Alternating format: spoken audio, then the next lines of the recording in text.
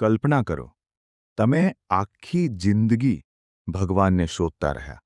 મંદિરમાં ગયા, મસ્જિદમાં ગયા, યાત્રા કરી, માળા ફેરવી, પણ અંતે તમને સમજાય કે તમે ભગવાનને નહીં પણ બાહ્ય દેખાવને પૂજતા રહ્યા. આ જ જગ્યા પર કબીર ઊભા છે અને કબીર કહે છે, મન ના રંગાયો રંગાયો જોગી કપડા, આશા તૃષ્ણા ન છોડી તુણ પહેરે કપડા. કબીર અહીં એક બહુ જ કડવું સત્ય કહી રહ્યા છે.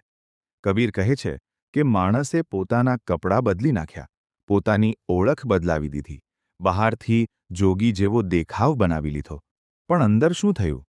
અંદર તો એ જ આશા, એ જ તૃષ્ણા, એ જ ઈચ્છાઓ અને એ જ અહંકાર જીવંત છે. આજે આપણે પણ એ જ કરી રહ્યા છીએ.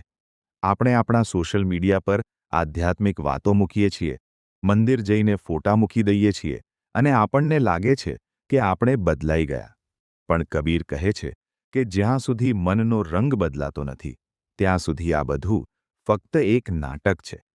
બહારનો દેખાવ બદલવો સરળ છે, અંદરનો સ્વભાવ બદલવો મુશ્કેલ છે, અને માણસ એ મુશ્કેલ રસ્તો ટાળે છે. એટલે જ આજકાલ આધ્યાત્મિકતા અનુભવની જગ્યાએ દેખાવ બની ગઈ છે. આગળ કબીર કહે છે, કાંકર પાથર જોડ કે મસ્જિદ લઈ બનાય, તાં ચઢી મુલ્લા બાંગ દે, ક્યાં બહેરા હુઆ ખુદાય. ઘણા લોકો દલીલ કરે છે કે આ દોહો કબીરનો નથી, કેમ કે એ લોકોની દલીલ એ છે કે કબીર ભણ્યા ન હતા. એ વાત સાચી, પણ મૂર્ખ પણ ન હતા. સામાન્ય માણસને પણ ખબર હોય કે અઝાન નમાઝીઓને બોલાવવા માટે હોય છે, નહીં કે ખુદાને. કબીરને શું એટલી પણ સમજ ન હતી? અને મસ્જિદના ગુંબજ પર કોઈ માણસ ચઢી જ કેમ ન શકે? એટલે આ દોહો કબીરનો નથી, પણ કેમ કે કબીર મૌખિક પરંપરાના કવિ હતા, એટલે એમના નામે આ દોહો પ્રચલિત થઈ ગયો છે. પણ મારું માનવું એવું છે કે કવિતાને બિલકુલ ન્યૂઝપેપરની જેમ ન વાંચવી જોઈએ, નહીં તો ફરક શું રહેશે બેઉમાં? કવિને થોડીક છૂટ હોય છે કલ્પના કરવાની, અને સાથે થોડુંક બંધન પણ હોય છે દોહા બનાવવા માટે પ્રાસ મેળવવાનું, માત્રાભેદનું. એટલે કવિની કવિતાનો ભાવ સમજવો જરૂરી છે. કબીર અહીં સીધો સવાલ કરે છે, તમે પથ્થરો જોડીને ઇમારત બનાવી, પછી એની ઉપર ચઢીને ખુદાને બોલાવો છો. શું ખુદા ખરેખર એટલા દૂર છે કે તમને બૂમો પાડવી પડે? આ દોહો ફક્ત મસ્જિદ વિશે નથી, આ દરેક સંગઠિત ધર્મ માટે છે, મંદિર હોય કે મસ્જિદ. પ્રશ્ન એ છે કે શું ભગવાન મંદિર મસ્જિદમાં છે કે ફક્ત આપણી માન્યતાઓમાં છે? આજે લોકો ભગવાનને જગ્યા સાથે બાંધી દે છે. એમને લાગે છે કે ભગવાન ફક્ત અહીં જ મળે. આ વિચાર માણસને સીમિત બનાવે છે, અને કબીર આ સીમાઓ તોડી નાખે છે. આગળ કબીર કહે છે, માળા ફેરત જગ ભયા, ફેરાના મનકા ફેર, કરકા મનકા ડાર દે, મનકા ફેર. માળા ફેરવીને શું બદલાયું?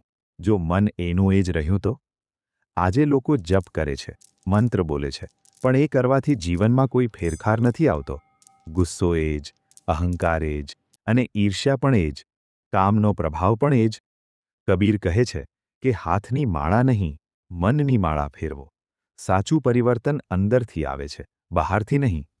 કબીર કહે છે, મૂંડ મુંડાએ હરી મિલે તો સબ કોઈ લે મુંડાય, બાર બાર કે મુંડતે ભેડ ન બેકુંઠ જાય. ઘણા લોકો માથામાં વાળ ન રાખવાની ધાર્મિક પરંપરાને વર્ષોથી નિર્વાહ કરતા આવ્યા છે.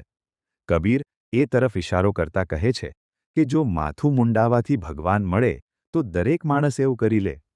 આ દોહામાં કબીર કહેવા માગે છે કે માણસે કેટલી ખોટી માન્યતાઓ બનાવી છે, બહારની ક્રિયાઓને મહત્વ આપ્યું છે અને અંદરની સત્યતાને ભૂલી ગયો છે. આજે પણ લોકો વિધિઓ કરે છે, ઉપવાસ કરે છે, પણ અંદર કશું બદલાતું નથી, અને છતાં એમને લાગે છે કે તેઓ ધાર્મિક છે. કબીર બીજા દોહામાં પણ આવી જ વાત કરતા કહે છે, નહાય ધોય ક્યાં ભયા, જો મન મેલ ન જાય, મીન સદા જલ મેં રહે, ધોવન સે મેલ ન જાય. માછલી હંમેશા પાણીમાં રહે છે, છતાં શુદ્ધ નથી થતી. એ જ રીતે તમે કેટલીય વખત નહાઓ, પવિત્ર નદીઓમાં ડૂબકી લગાવો, પણ જો મન ગંદુ છે તો કોઈ ફાયદો નથી. આજે લોકો યાત્રા કરે છે, પણ પાછા આવીને એ જ જીવન જીવે છે. બહારની સફાઈનો કોઈ અર્થ નથી જો અંદર ગંદકી છે.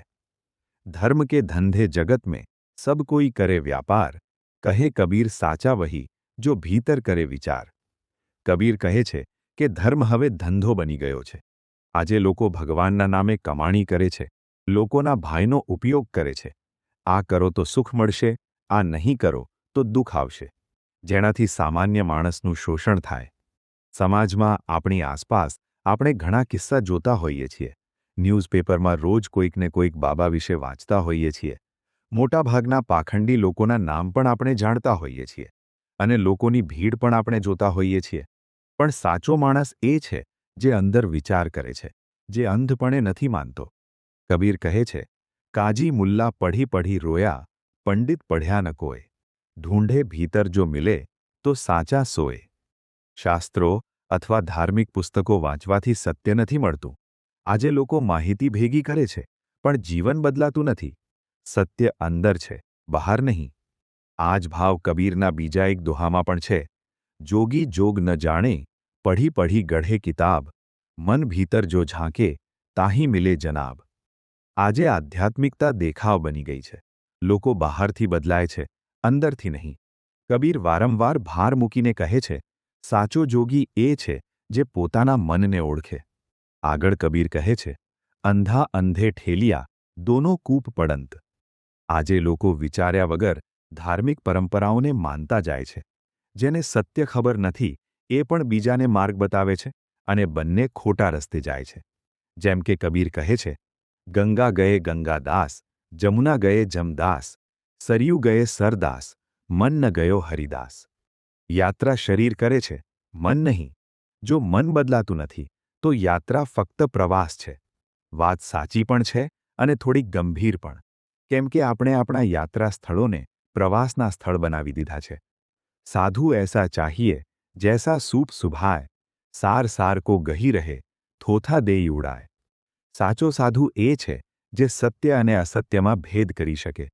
આપણી ધાર્મિક પુસ્તકોમાં, શાસ્ત્રોમાં જે સાર છુપાયેલો હોય એ આપણને આપણા ગુરુ છાંટી છાંટીને પીરસે અને નૈતિકતાના મૂલ્યો જે હજારો વર્ષ પહેલાંના હોય એને પ્રશ્ન કરતા શીખવે.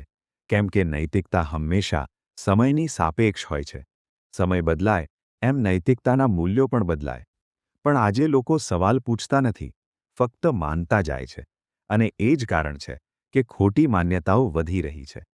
જ્યારે કોઈ માણસ એમ કહે કે આ જ સત્ય છે જે હું માનું છું, તો એની સાથે કોઈ ચર્ચા વિચારણા ન થઈ શકે.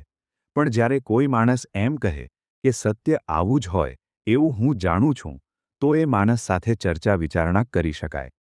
માનવા અને જાણવા વચ્ચે આટલો ભેદ હોય છે. કબીર કહે છે કે દીપક દેહી બુઝાઈ કે, અંધકાર કરી માહી, જો ઘર જારે આપણા, ચલે હમારે સાથ. જો સાચું જાણવું હોય તો પહેલાં પોતાની માન્યતાઓ, પરંપરાઓને તોડવી પડશે. અહંકાર છોડવો પડશે, ખોટી ઓળખ છોડવી પડશે, તો જ સત્યને જાણી શકાશે.